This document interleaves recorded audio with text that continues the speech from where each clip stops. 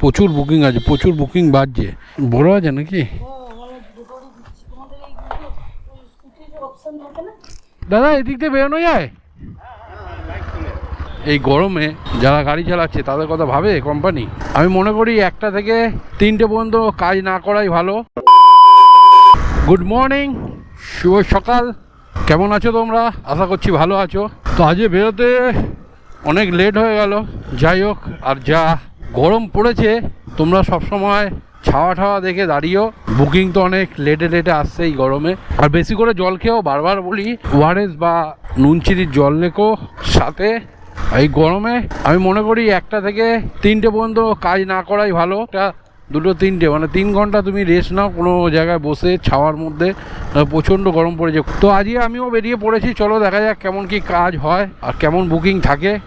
যারা আমার চ্যানেলে প্রথম ভিডিও দেখছো তাদেরকে সাবস্ক্রাইব করার অনুরোধ রইল। আর ভিডিওটা ভালো লাগলে লাইক করো, কমেন্ট করো আর শেয়ার করে দিও।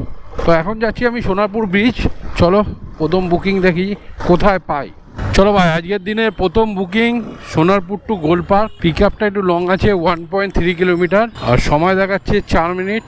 আর ভাড়া তো অনেক কম দেখিয়েছে। তো কাস্টমার সাথে কথা হয়ে গেছে, বাড়ি ঠাড়ি নিয়ে যাচ্ছি। কেন জানো তো, বাইক বুস্ট সবার বাইক লাইটে বুক করে। আমাদের সোনারপুরে না বাইক লাইটও লাগে না, বাইকে বুক করলেও বাইক বুস্ট ঢুকে। কেন জানি না, আমি এটা একবার দেখেছিলাম। আমার অন্য একটা ফোন দিয়ে বুকিং করে আমার বুকিংয়ে দেখছি ওটা বাইক বুস্টই দেখাচ্ছে। তো জানি না কোম্পানির কী রুলস কীভাবে বানিয়ে রেখেছে প্যাসেঞ্জারদের জন্য। রাইডারদের জন্য তো কোনো কথাই ভাবে না। এই গরমে যারা গাড়ি চালাচ্ছে তাদের কথা ভাবে কোম্পানি? একদমই ভাবে না। এদের বলেও লাভ নেই। চলো কাস্টমারকে পিক আপ করি, আমাদের কাজ করে যেতে হবে। বলে ফেড আপ হয়ে গেছি, তাও ঠিক করে না যে এই গরমের সময় নর্মাল ফেয়ার রাখি না, বাইক বুস্ট। এমনি রোদে ছেলেরা কাজ করতে পারছে না, যা গরম, অনেক কষ্টে কাজ করছে। কোম্পানিতে কোনো যায় আসে না। আমাদের কথা ভাবলে না, আমাদের কথা কোম্পানি কোনোদিনই ভাবিনি আর ভাববেও না। ওটিপিটা বলুন। 13 কিলোমিটার রাস্তা আছে, সময় লাগবে 40 মিনিট। চল ভাই, নেক্সট বুকিং পোটারে পার্সেল ডেলিভারি হবে। 3 নম্বর বুকিং, 350 মিটার পিক আপ আছে, সময় লাগবে 1 মিনিট। যাব হচ্ছে তারাতলা। কাছাকাছি পিক আপ দেখেই ধরলাম।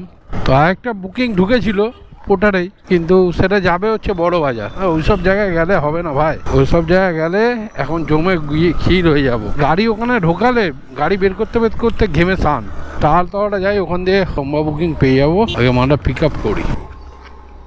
হ্যাঁ, ব্যাগে ঢুকিয়ে নিচ্ছে। পেমেন্ট ওখান দিয়ে, ঠিক আছে। না আমি ঢুকিয়ে নিচ্ছি, অসুবিধা। ভাড়া তো দেখি যে 90 টাকা। দেখি কিলোমিটারটা কত দেখাচ্ছে।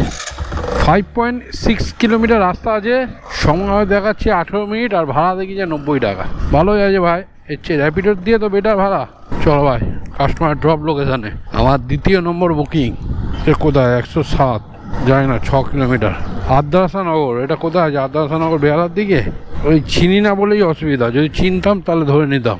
পেমেন্ট করতে হবে, বুঝেছে? দেখিয়ে দেবে না? হ্যাঁ, একটু দেখিয়ে দেবেন। করা হয়ে গেলে আমাকে একটু দেখিয়ে দেবেন।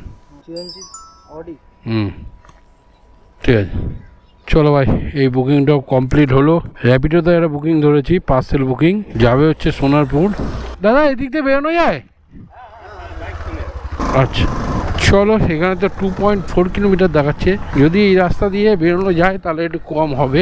আমাকে 1.4 কিলোমিটার দেখালো, তাই আমি অ্যাপসেট করলাম। এখন 2.4 কিলোমিটার দেখাচ্ছে। চলো যাই হোক, দেখি কি পার্সেল আছে। পার্সেলটা যদি ছোট থাকে তাহলে একটা প্যাসেঞ্জার পেলে তুলে নেবো। টালিগঞ্জের দিকে বা নাকতলার দিকে বুকিং পেলে তুলে নেবো। কেন ওই পথ দিয়েই আমাকে সোনারপুর যেতে হবে। চলো, কাস্টমার পিক আপ লোকেশন। কি যাবে? বড় আছে নাকি?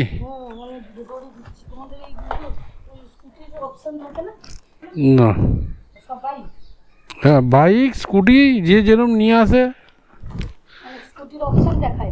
না, স্কুটির অপশন দেখায় না। চিরঞ্জিত, সোনারপুর।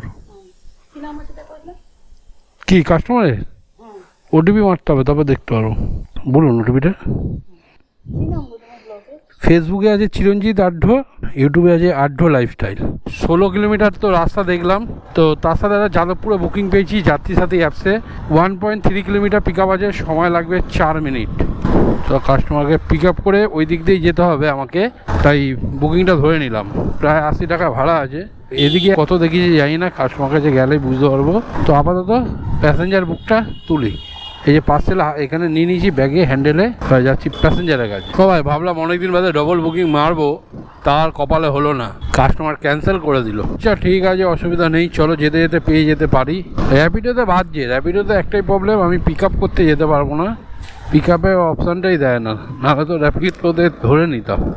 দেখা যাক এবার যদি বাজে ওইদিকে ধরে নেবো। কাস্টমার লোকেশান গুগল ম্যাপে মেরে যেতে হবে। চলো পেমেন্ট দেখেছি 179। এই বুকিংটা কমপ্লিট হলো। যদি এখান দিয়ে বড় বুকিং পাই তো বেরোবো, নাহলে এই গরমে আর ভালো লাগছে না, বাড়ির দিকে যাবো, আবার বেলায় বেরোবো। এই গরমে আর ভালো লাগছে না ভাই কাজ করতে, কাজ করবো কি, গরমে ফেটে যাচ্ছে সব। তো যদি বড় বুকিং পাই ভালো, নাহলে আবার বেলার দিকে বেরোবো। চলো ভাই নেক্সট বুকিং। লম্বা বুকিং পাচ্ছি না, পেলেও তো এখানে বাইক বুস্ট ভাড়া আর বাড়াচ্ছে না। ক্যান্সেল করলাম 2-3টে, তারপর একটা ভিআইপি নগর ভিআইপি বাজার পেলাম। ফর্টিস হসপিটাল যাবে, কত মিটার, 100 মিটার, আর 100 মিটার পিক আপ আছে, সময় লাগবে 1 মিনিট। কাস্টমারকে দেখিয়েছি ভাড়া কত জানি না, 140 টাকা ডিল করেছি। এখান দিয়ে প্রায় 12-13 কিলোমিটার রাস্তা আছে। চলো কাস্টমার পিক আপ লোকেশানে, কোথায় কাস্টমার কোথায়, আপনার লোকেশানটা ওইখানটা দেখাচ্ছে, বসুন। 13 কিলোমিটার রাস্তা আছে, সময় লাগবে 30 মিনিট। এটা ডাইরেক্ট বাইপাস হয়ে দেখাচ্ছে, মানে কামালগাছি হয়ে বাইপাস ধরতে হবে। আমি যাব হচ্ছে নিউ গড়িয়া হয়ে, মধ্যে গেলে 1-1.5 কিলোমিটার কমবে।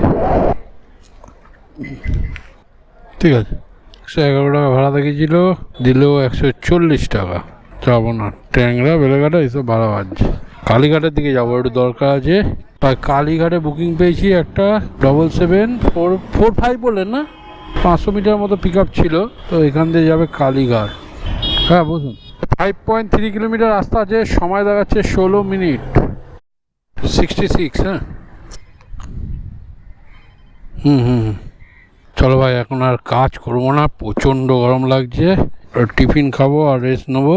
তো এখন অফ ডিউটি করে দিলাম। প্রচুর বুকিং আছে, প্রচুর বুকিং বাজছে, কিন্তু যা গরম, রোদ যা। আর আজকের ভিডিওটা এই পর্যন্তই। সবাই ভালো থেকো, সুস্থ থেকো, আর সাবধানে গাড়ি চালিও। টাটা।